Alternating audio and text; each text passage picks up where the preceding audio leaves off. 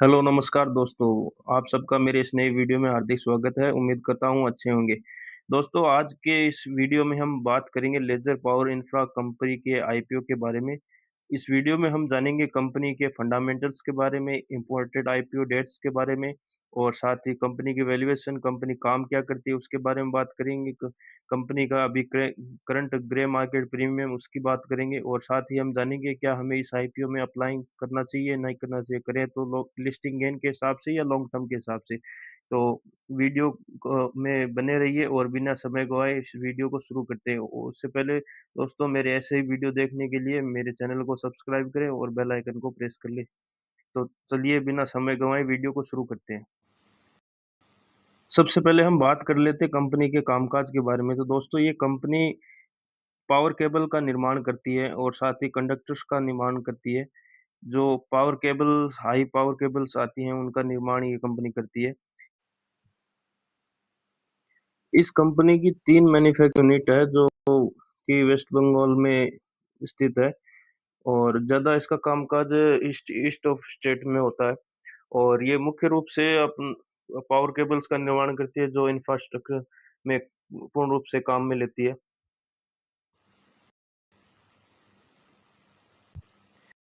ये कंपनी लगभग 26 स्टेट में अपना कामकाज चला रही है। वेस्ट बंगाल, बिहार, झारखंड, उड़ीसा, असम, मध्य प्रदेश और इसके साथ-साथ लगभग 10 कंट्रीज़ में भी इसका एक्सपोर्ट होता है। तो आइए अब बात करते हैं आईपीओ की कुछ इम्पोर्टेंट डेट्स के बारे में। दोस्तों, ये आईपीओ 9 तारीख से लेके 13 तारीख के बीच में ओपन रहने वाला है और इसकी लिस्टिंग होगी 16 तारीख में। ये फेस वैल्यू ₹5 पे आ रहा है और वहीं इसकी प्राइस बैंड की बात करें तो ₹203 से लेके ₹214 के बीच में इसका प्राइस बैंड रखा गया है और इसमें लॉट साइज़ होगा लगभग 70 शेयर एक लॉट में शामिल होंगे और सेल टाइप का बात करें तो इसमें फ्रेश इश्यू और ओएफएस दोनों शामिल हैं और वहीं लिस्टिंग की बात करें तो बीएसई और एनएसई पे इसकी लिस्टिंग होनी है। अब इसके इश्यू साइज़ की अगर हम बात करें तो लगभग स 742 करोड़ रुपए का टोटल इश्यू साइज़ है। इसमें फान 542 करोड़ रुपए फ्रेश इश्यू होगा और वहीं 200 करोड़ रुपए का ऑफर कॉल शेयर में निकालेगी। रिपोर्टेड डेट की बात करें तो दोस्तों, ये आईपीओ 9 तारीख में ओपन होने वाला है, जबकि 13 तारीख तक ये आईपीओ चलेगा और अलॉटमेंट की बात करें तो 14 तारीख में इसका अलॉटमेंट होने वाला है और जिनको अलॉट नहीं होगा उनका रिफंड 15 तारीख में हो जाएगा और वहीं जिनको अलॉट हो चुका होगा उनके शेयर्स उनके डीमैट अकाउंट में 15 तारीख में क्रेडिट कर दिए जाएँगे और 16 तारीख में इसकी लिस्टिंग होनी है। इसके रिज़र्वेशन कोटा की बात करें तो क्यूआईबी के लिए लगभग 50% का कोटा रखा गया है और रिटेलर्स के लिए 35% का कोटा रखा गया है। वहीं एनआईएस की बात करें तो लगभग 15% का कोटा रखा गया है और इसके लॉट साइज़ की अगर हम बात करें तो रिटेलर को 1 लॉट अप्लाई करने के लिए लगभग ₹15,000 का पेमेंट करना पड़ेगा और बाकी डिटेल्स कुछ इस प्रकार रहने वाली है।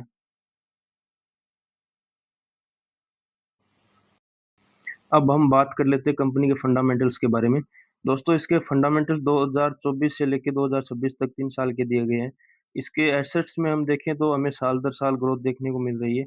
वहीं टोटल इनकम की बात करें तो इसमें 2024 में 1763 करोड़ रुपए और वहीं 25 में लगभग 2600 करोड़ के आसपास और वहीं 2026 में अगर बात करें तो इसकी टोटल इनकम में हल्का-सा डिप देखने को मिल रहा है और वहीं प्रॉफिट आफ्टर टैक्स की बात करें तो इसमें भी साल दर साल ग्रोथ देखने को मिल रही है। एबिटा की बात करें तो इसमें भी साल दर साल हमें ग्रोथ देखने को मिल रही है। इसकी नेट वर्थ साल दर साल बढ़ती हुई दिखाई दे रही है और वहीं इसकी बोरोइंग की बात करें तो दोस्तों, बोरोइंग इसकी बहुत ज़्यादा है, लगभग 828 करोड़ रुपए की बोरिंग है। ये आईपीओ के पैसे से लगभग 490 करोड़ रुपए अपना पुराना डेट पेमेंट करेंगी, जिसके बाद में कंपनी के ऊपर डेट का जो इंटरेस्ट का भार है, वो थोड़ा कम हो जाएगा। कंपनी की आरओई की बात करें तो लगभग 23% के आसपास है, अच्छा नज़र आ रहा है आरओई और वहीं आरओसी की बात करें तो लगभग 18% है, ये भी ठीक-ठाक नज़र आ रहा है। डेट टू इक्विटी 2026 तक का देखें तो 1.10 का निकल के आ रहा है, जो कि काफ़ी ज़्यादा है। डेट 1 के अंदर रहे तो स बढ़िया रहता है, पर ये डेट आईपीओ के पैसे से 490 करोड़ के आसपास डेट पेमेंट कर लेगी, तो उसके बाद में लगभग इसका डेट टू इक्विटी रेशियो 0.46 का निकल के आएगा, जो कि रीज़नेबल होगा, इतना ज़्यादा डेट नहीं बचेगा कंपनी के ऊपर। वहीं इसकी रिटर्न ऑन नेटवर्थ की बात करें तो लगभग 21% के आसपास है, ये भी ठीक है। पैट मार्जिन लगभग 7% के आसपास है और एबिटा मार्जिन की बात करें तो 13% के आसपास है। प्राइस टू बुक निकालें तो लगभग 3.39 का निकल के आ रहा है और वहीं इसके अदर ईपीएस की अगर हम बात करें तो लगभग 11 का निकल के आ रहा है। प्राइस टू अर्निंग रेशियो लगभग 19 का है, निकल के आ रहा है। वहीं इसकी प्रोमोटर होल्डिंग आईपीओ के बाद में लगभग 75% की रह जाएगी, तो प्रोमोटर होल्डिंग लगभग ठीक नज़र आ रही है। ज़्यादा प्रोमोटर 50% से ऊपर प्रमोट होना एक अच्छा साइन है कंपनी के अंदर। और इसका मार्केट कैप देखें तो लगभग 3,000 करोड़ रुपए के आसपास है, मतलब ये स्मॉल कैप कंपनी है। तो अब वीडियो में हम इसके आईपीओ की पीयर कंपैरिजन भी चेक कर लेते हैं। इस कंपनी का पी लगभग अभी आईपीओ के बाद में 20 का निकल के आएगा। इस कंपनी ने अपने कुछ पीयर कंपैरिजन कंपनीज का डेटा दिया है, इनके साथ कंपेयर करके देखते हैं। तो दोस्तों इस कंपनी का पी लगभग 20 का निकल के आ रहा था, वहीं अदर कंपनीज़ का पी हम देखें तो लगभग 21 से लेकर 67 के बीच में निकल के आ रहा है। तो पी वाइज़ अगर हम इसकी वैल्यूएशन अदर कंपनीज़ के साथ में कंपेयर करें तो इसकी वैल्यूएशन सही नज़र आ रही है, मतलब इसका आईपीओ सही प्राइस बैंड पे आ रहा है, महँगा नहीं है। और वहीं प्राइस टू बुक की बात करें तो प्राइस टू बुक की बात करें तो प्राइस टू बुक वाइज़ भी इसकी वैल्यूएशन सही आ रही है, इसका प्राइस बैंड हायर साइड नज़र नहीं आ रहा है। तो वैल्यूएशन के हिसाब से ये आईपीओ सही प्राइस पर आ रहा है। इसकी ग्रे मार्केट प्रीमियम में हम डिमांड की बात करें तो लगभग 13% के आसपास नज़र आ रही है, लगभग ₹28 पर शेयर के आसपास प्रॉफिट देखने को मिल रहा है। और वैसे भी दोस्तों ग्रे मार्केट प्रीमियम जीएमपी एक अंदाज़ा होता है, इसके पूरे भरोसे नहीं रहना चाहिए। तो अब आगे हम वीडियो में इस कंपनी के फाइनल वर्डिक्ट के बारे में जानकारी लेते हैं। तो आइए अब इस वीडियो के फाइनल वर्डिक्ट की तरफ बढ़ते हैं। तो दोस्तों किसी भी कंपनी के आईपीओ अप्लाई करने से पहले हम 4 पैरामीटर्स की तरफ मापते हैं। तो देखते हैं कि कंपनी लिस्टिंग गेन में प्रॉफ़िट देगी या नहीं, या कंपनी लॉन्ग टर्म के हिसाब से अच्छी रहेगी। तो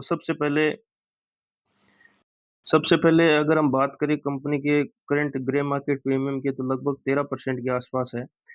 हमारा मिनिमम क्राइटेरिया रहता है 20% के आसपास, तो उस हिसाब से 1 पॉइंट पूरा इसमें बन नहीं रहा है, तो हम इसमें इसको आधा पॉइंट देना चाहेंगे।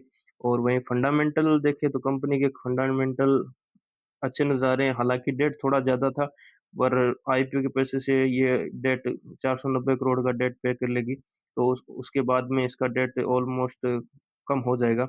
और तो इसमें फंडामेंटल में अगर हम देखें तो 1 पॉइंट हम देना चाहेंगे। और वहीं सब्सक्रिप्शन और एंकर लिस्ट इसकी अभी आना बाकी है। तो अभी के हिसाब से देखिए तो 4 में से लगभग 1.5 पॉइंट बन रहा है, मतलब देखें तो न्यूट्रल से थोड़ा नीचे में बन रही है। पर इस कंपनी की आईपीओ की बात करें तो इसमें सब्सक्रिप्शन अच्छा निकल के आएगा, और इश्यू साइज़ के हिसाब से बात करें तो इसकी एंकर लिस्ट भी अच्छी आनी चाहिए। तो इस हिसाब से मेरे को लग रहा है कि इस कंपनी में आईपीओ की रेटिंग अगर हम देखें तो लगभग न्यूट्रल से रिस्क फ्री बन रही है।